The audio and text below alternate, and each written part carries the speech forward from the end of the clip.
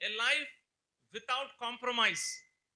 రాజీ పడని జీవితము ఉంటే నీ పోరాటం ఎటువంటిది అంటే మంచిది. అందుకే నేటి దినాల్లో క్రైస్తవులు మొట్టమొదటి పోరాటంలో లేదు.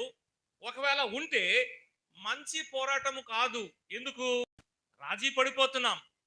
అపోస్తలుడైన పౌలునే చూద్దాం. పౌలు జీవితాన్ని మనం చూసుకుంటే పౌలు ఎక్కడ కూడా రాజీ పడలేదు. Paul lived a life without compromise.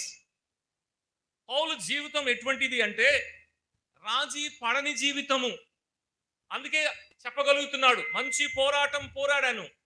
నేను పోరాడాను వాస్తవమే, కానీ నా పోరాటం ఎటువంటిదో తెలుసా? మంచి పోరాటము.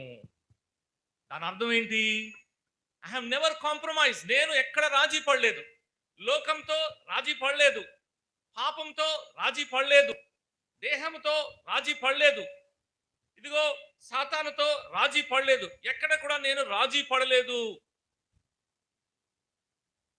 పాపము ఎదురవుతే పౌలు పాపముని ఖండించాడు. కొరింథీ పత్రిక మీరు చదివితే కొరింథీ సంఘంలో ఒక వ్యక్తి భయంకరమైన పాపంలో ఉన్నాడు, వ్యభిచారంలో ఉన్నాడు. పౌలేం కాంప్రమైజ్ అవ్వలేదు. చాలా కాలము పౌలు కొరింథీ సంఘంలో నిలిచి పరిచర్య చేశాడు. దాదాపు సంవత్సరంన్నర చేశాడు. దాని తర్వాత కూడా వారికి పత్రిక రాసి బలపరిచాడు. కానీ పాపం ఎదురవుతే పౌలు ఏమాత్రము రాజీ పడలేదు. కొరింథీ సంఘం అంతా రాజీ పడింది. అంతే కదా? ఎంతమంది ఉన్నారో మనకు తెలియదు.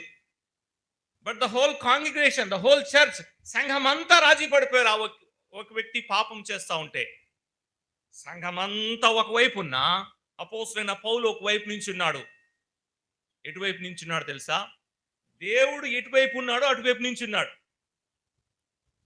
లేఖనం ఎటువైపు ఉందో అటువైపు నుంచి ఉన్నాడు.